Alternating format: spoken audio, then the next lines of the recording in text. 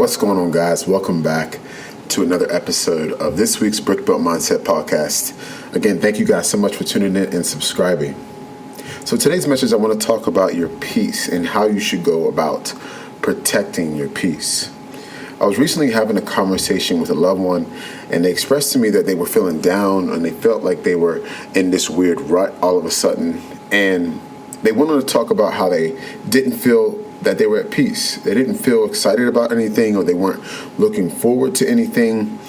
And I started asking how they spent their time and who they surrounded themselves with, and when was the last time they felt like they were joyful, or what were they doing when they felt like they were joyful last. And it became clear that their peace wasn't a priority. A lot of things that they listed was putting others first and spending more time trying to please people around them rather than starting at home base.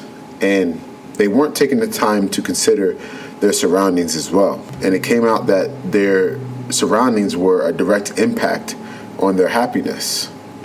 So I went on to advise them that they should be particular about their peace. And what I mean by that is that they should be intentional about how they spend their time and who they spend their time around. Protecting your peace doesn't mean you cut off everyone in your life that you don't have a direct connection with or instant connection with, but rather you build a cautious capacity for those who you don't. Peace is something that can be extremely fragile and it can be very vulnerable. So how you treat that and how you go about that should be a top priority. It should be a top consideration, especially when you spend your time with people that don't protect your peace and don't provide you peace. So surround yourself with people who pour into your peace and be extremely particular about the protection of your peace. Because at the end of the day, you got to protect what's yours.